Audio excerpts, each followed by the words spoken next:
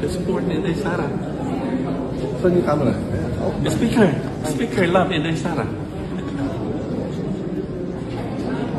Thank you po sir sa pagsuporta kay BP Sara. Marami pong salamat sa at thank you po sa pag-api mo kay Eric. Maraming salamat. Mali po 'yun. Okay, salamat ha. Damo nga salamat. Okay nga pag-abot. Okay, Japan. Salamat. The support ni Inday Sara. Saan yung camera? Speaker Love Inday Sara. Thank you po sir sa pagsuporta kay BP Sara. Marami pong salamat sa at thank you po sa pag-api mo kay Eric. Maraming salamat. Mali po 'yun. Okay nga salamat ha. Damo nga salamat.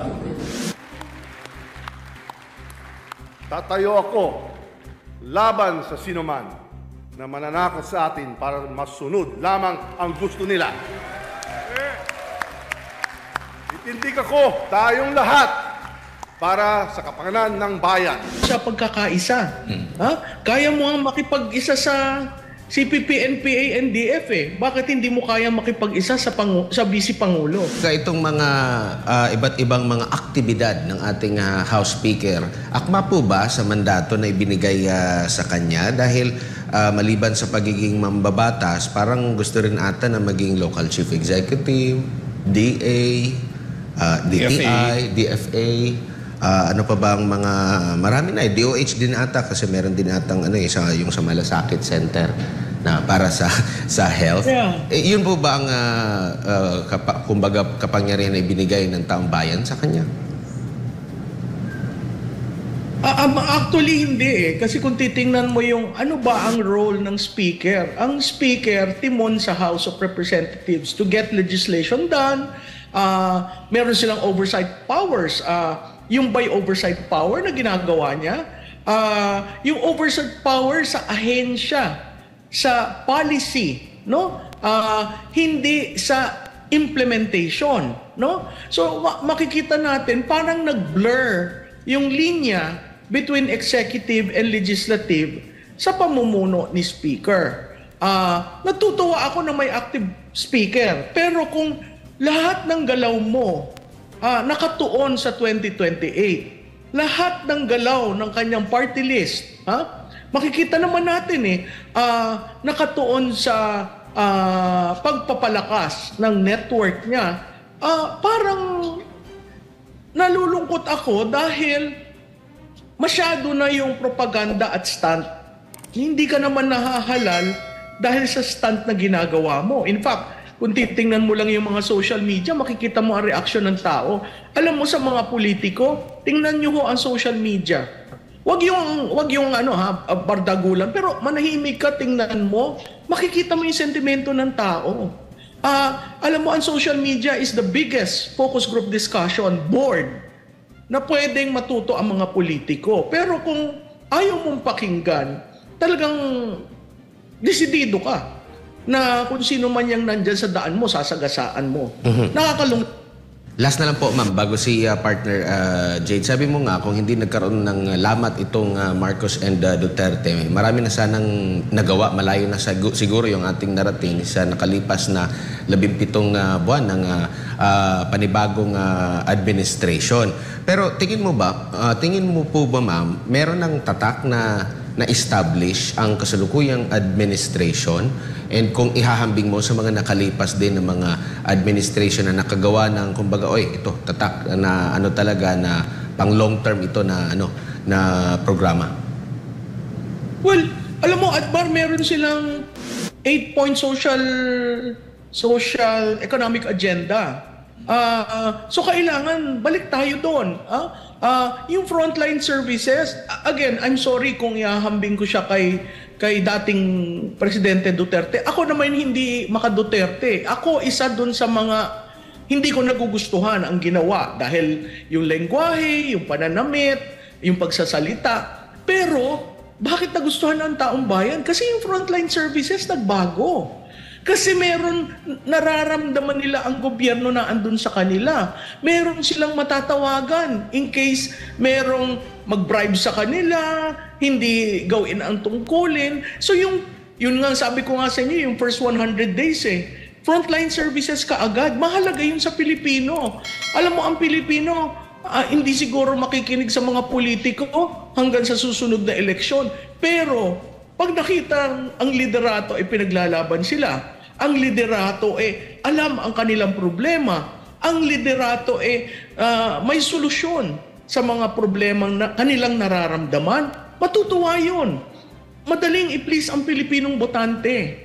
Kaso, kung after 17 months, hindi mo malaman ang presyo ng bigas, ang presyo, ngayon nga, presyo ng itlog. Kaya natatawa kami. Ang usapan, ano ba yan? Itlog ni Romualdez o ano?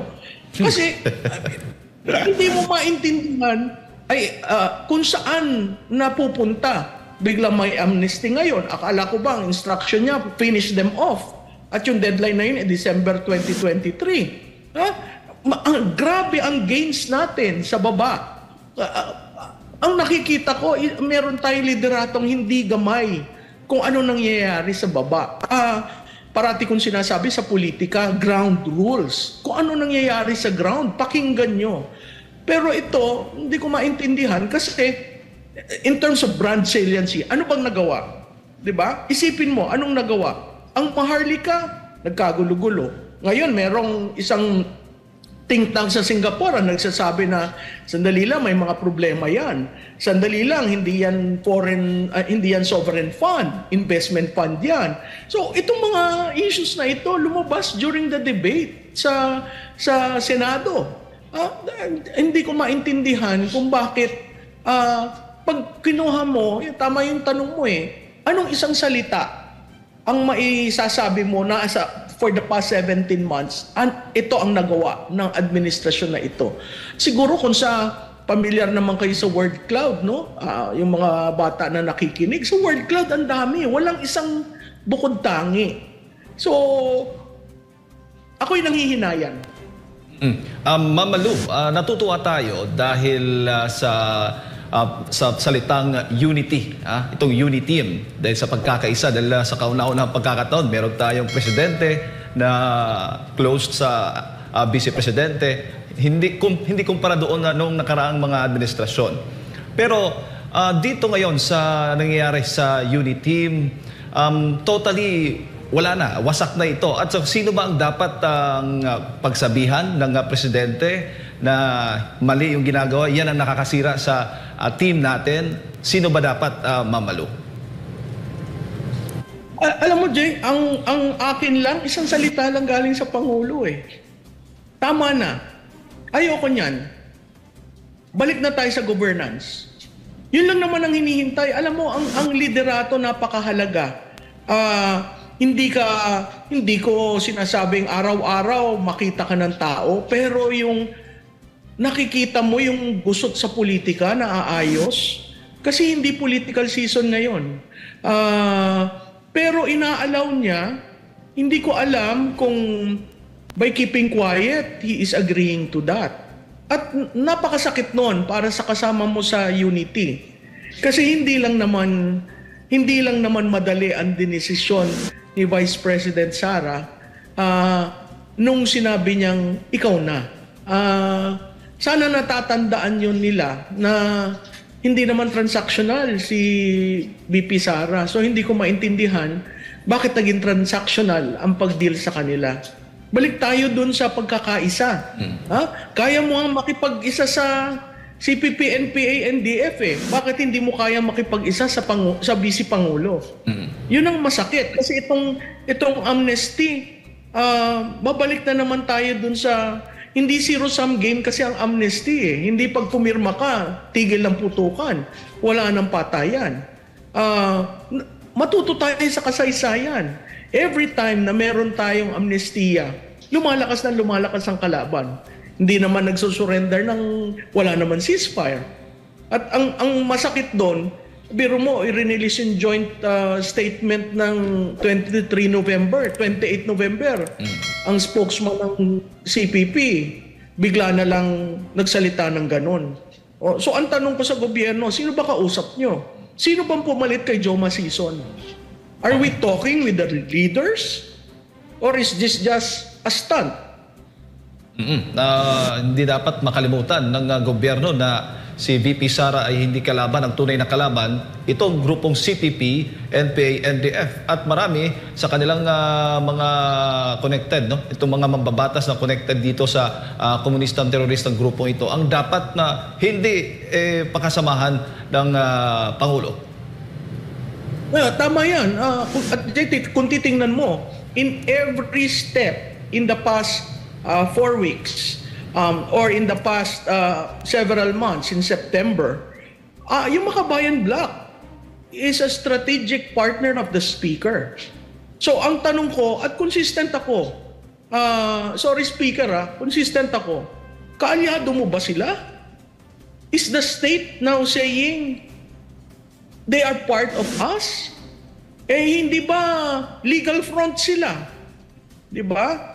Tingnan natin ang history. Bakit nagkaroon ng party list from the very start na Makabayan? No? Makikita natin it's a concession.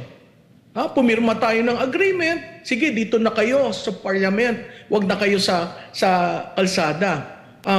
Pero ano nangyari?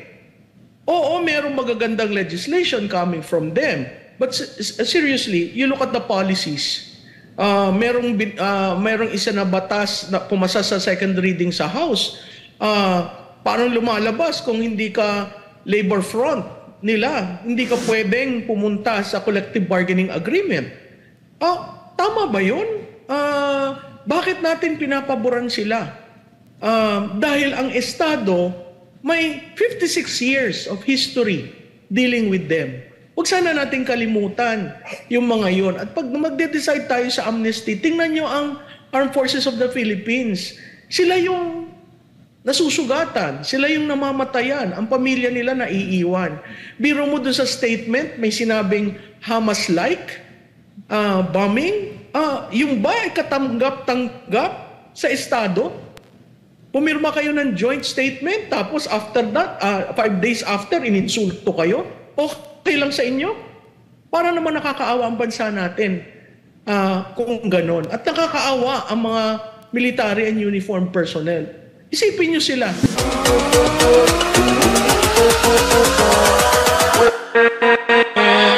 With